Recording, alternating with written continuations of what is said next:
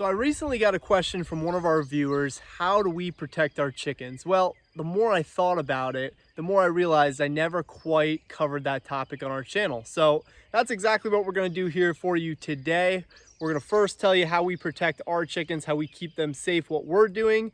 And then second, we're going to give you some other considerations, things that you might want to look into to keep your flock safe.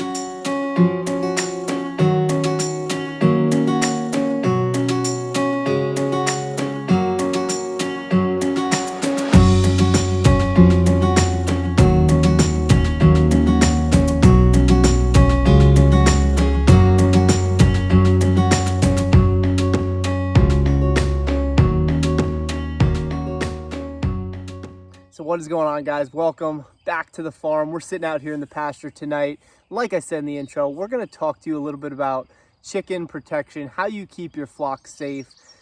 You know, this topic, a lot of beginners are going to start out, you're going to be worried about your coop. You're going to think about how many birds you want. You're going to probably, honestly, count your eggs before they hatch, if you will. And a lot of times the whole safety thing kind of goes by the wayside. You don't always consider every risk to your flock. Yeah, you might put a fence up, but there's a lot of other things that can go into your planning and a lot of other risks associated with having chickens. So we're going to dive into it today. Like I always do, I'm going to kind of give you what we do. And I'll preface that by saying what we do is not always the way. It's not always the one way to do things.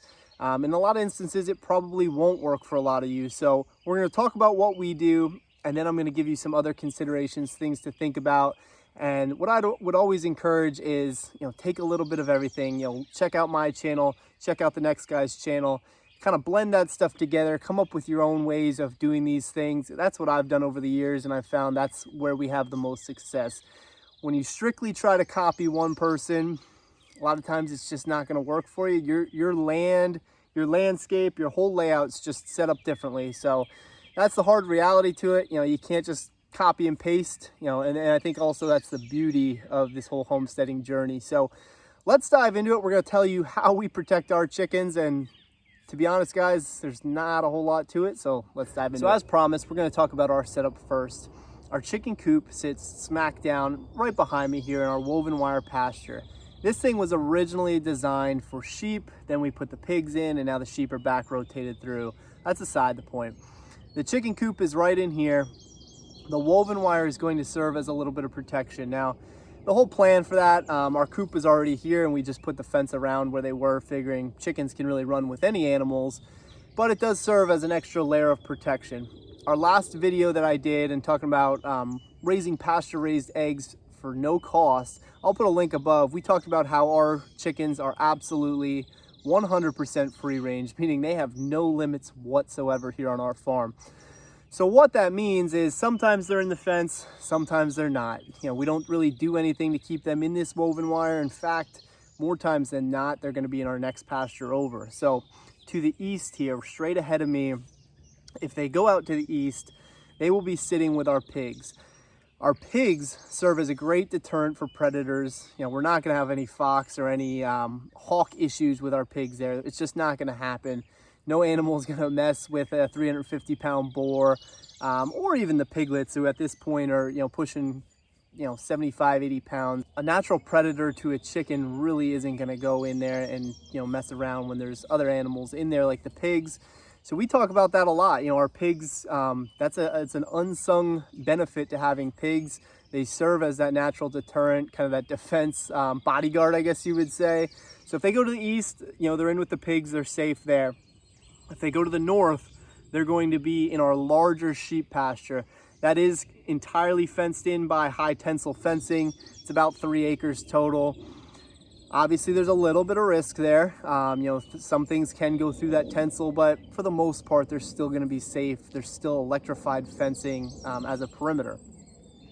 If they go to the west, which is behind me here, well, they're simply in our yard, and we're out a lot. We have our dog Hank, he's running around. He's probably the biggest threat to them, and I'll talk about that at the end a little bit. But once they're in our yard, we're not really getting a whole lot of predator pressure over there. The one risk area for us is if they go over here to the south. So to the south here, we have a small patch of Christmas trees, and then we have woods. and that woods pretty much goes on for quite a ways. And obviously then it's fair game to predators. Now, when you're raising chickens 100% free range like we are, the first thing I'll say is you have to accept that there is risk with that. We're going to lose birds from time to time. That is the nature of raising them like that. I said in our last video, you can go ahead, you can put a fence in and you can kind of restrict their movement a little bit. You're going to absolutely 100% keep them a little more secure, but it comes at a cost. It obviously comes at higher input, more feed cost would be associated with that. So pick and choose your battles there. You know, we'll take the free range, the free eggs, and obviously lose a couple birds from time to time. Recently, we haven't had a whole lot of issues. You know, for the most part, our birds are gonna stay in the confines of some sort of fencing that we have here. You know, as I'm standing here, I can pretty much point, like I said, in any direction, and they're gonna be in some sort of fencing. Back here behind me, that's the danger zone. And I really don't worry about them going that way too much because they tend to stick around the other animals. They tend to stick around the sheep, the pigs.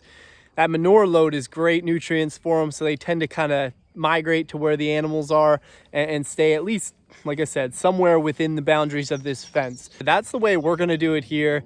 Really not a whole lot that goes into it. You know, it's simply put your coop in and build fences around it for your other animals. Nothing too crazy. One thing I will go out and say, automatic chicken doors are game changers. If you're like me, there's going to be times where you forget to close your door at night, you forget to lock up your birds. That is when you have the most risk. Nighttime is when the most predator pressure comes through. You're gonna have raccoons, you're gonna have fox. We actually had a mink come through before, decimated our flock. And it's all because I simply forgot to lock them up. So shame on me for that, but let's be honest, guys, that does happen from time to time. You know, those things are gonna open and shut with the daylight. A lot of times they're gonna have a couple different settings, whether you can set the time that they open and close. They can go to a percentage of light where they have little sensors on them, but they truly are. They're game changers. They're gonna keep your birds safe. So again, just don't forget to change the batteries and you're gonna be good to go. And also be mindful if you have pigs in there with them. When we had the pigs in this side, you know, they mangled up the door. I had to straighten it back out, hammer it out. So it doesn't look the best anymore, but it still does the job. It still keeps our birds safe. So definitely look into an automatic coop door. So we talked a lot about, you know, your most common ground predators. At least for us, it's gonna be like fox, raccoon, things I mentioned already. Aerial predators can also be a killer on your flock. So it's important to have some trees. Now, not everyone's gonna be able to do that, but if you have the ability to put your coop and your run or whatever it is, your pasture set up within some trees, definitely do so. It's just gonna make it a little more challenging for those birds to fly in there, kind of swoop down and go after your chickens. Now, if you don't have the ability to do that, say you're out in the middle of an open field or an open yard, you definitely can build some mobile shade structures. Basically just a roof-like structure would probably help to have it on wheels or at least skids to kind of pull that thing around, and so you don't have one bare spot where they kind of sit. It'll also provide shade for them so they stay cool during the hot summer days as well. If you don't have trees, obviously the sun beating down on your birds isn't a good thing either. They're gonna wanna find shade.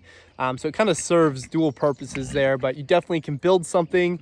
Keep it relatively low to the ground, but it doesn't have to be super low. If you have it too low, you're actually gonna bake your birds. The sun's just gonna kind of pound off that roof and it's gonna get really, really hot underneath that structure. So keep it, you know, I'd say about 2 to 3 feet at least off the ground. I wouldn't go too much higher because now you're building a high clearance structure for really no reason. But if you're only gonna put it, say, 1.5 feet off the ground and you're gonna have your birds kind of walk right under there, heads close to the roof, you're gonna bake your birds and you're asking for some trouble there. All right, so now that I walked you through our setup, I wanna talk to you a little bit about some considerations for your birds. So reminder again, the less space you give your birds, the more likely you're going to keep them secure. However, you're definitely going to need a lot more input as far as feed, which is going to come at a higher cost for you. As your chickens are in a smaller space, they're going to wear that area down very, very quickly. So it's important to consider that as you're planning for your chickens. So first thing you want to consider is your chicken coop. Now, this might sound extremely simple, but the design that comes to mind is one that has a fenced-in run where the coop door stays open at all times. If a raccoon somehow gets in there, guys, your chickens are gone. Once they get in that coop, they're gonna decimate your flock. So really important to think about a setup that you're gonna have your chickens completely locked down at night. So again, I mentioned our automatic chicken door. The thing really is a game changer. Forgive me, I had to do a patch job due to our pigs, but that is gonna make sure our birds are completely locked down. They are completely secure every night. Really simple to use. We can talk about this another time. The second thing you're definitely gonna wanna think about is what type of fencing, if any, are you gonna use. Woven wire fencing is great. You know, a lot of your animals, fox aren't gonna go through it. Raccoon, they could climb it, but it's at least a barrier. A lot of times what people will do, put some woven wire or welded wire up, run a strand of electric on the top or at the very bottom, and that's going to deter pretty much every predator that would be in your area. Now, again, if you're going to free range your birds 100%, you gotta just keep in mind that if they're going outside that fence, obviously there's risk associated with being kind of out in no man's land. You can clip their wings. That is definitely a very good strategy if you're gonna keep your birds. Say you have a large fenced in area and you're gonna keep your birds in, clipping the wings is probably gonna be your best bet as far as keeping your chickens in. Your next one's gonna be try to plan around some trees. Definitely gonna be your friend.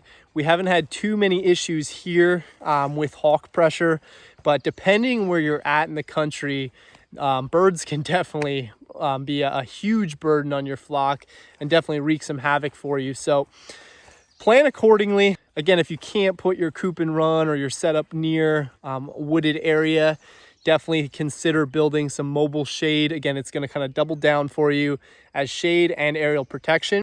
Another thing, and it's kind of cool, and I've always really wanted one myself, just haven't gotten to that point yet, you can also consider a guard goose. So if you guys aren't familiar, geese are always going to be kind of on the lookout for aerial predators.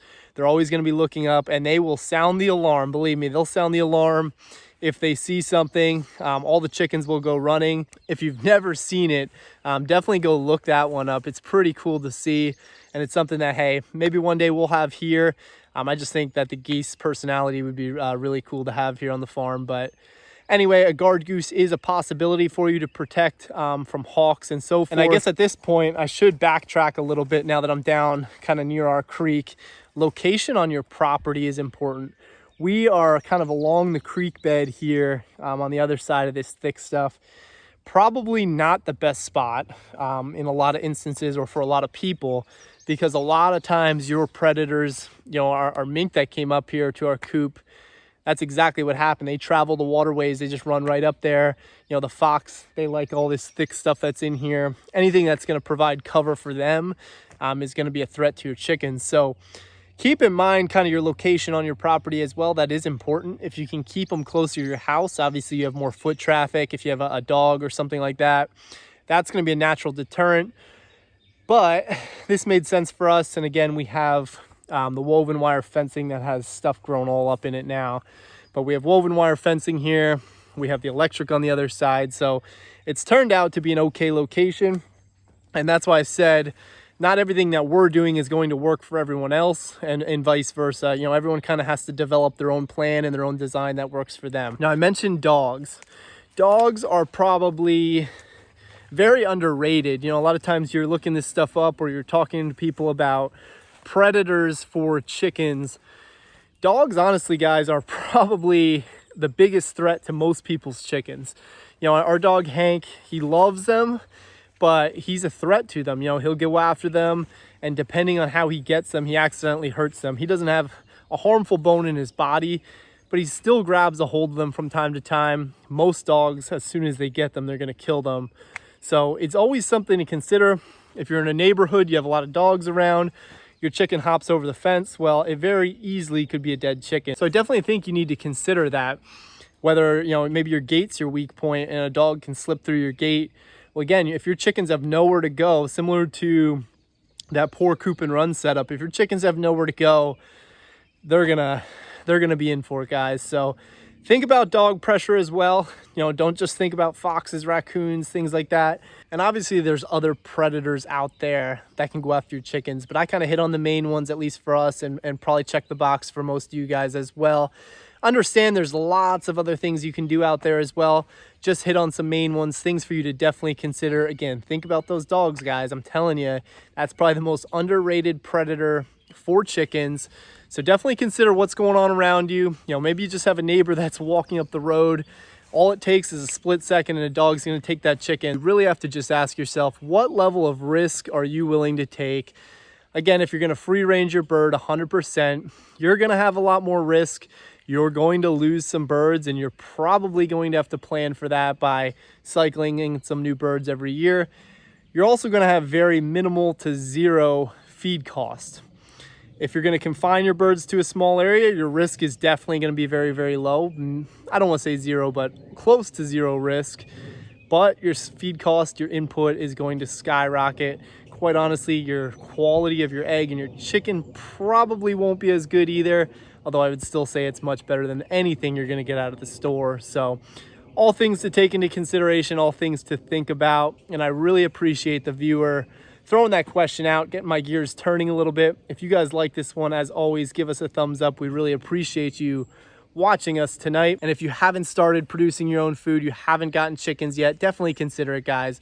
Very easy to do. Start getting some fresh eggs in your kitchen, and don't let the internet scare you. There's so much content on chickens out there. It can definitely be a little overwhelming. Just dive into it, guys. Go out there, get it done, and you'll definitely thank me later. So anyway, guys, thanks for watching. Drop us some questions, comments below. We're always happy to help you, always happy to get back to you, and we'll see you again another time. Thanks for watching.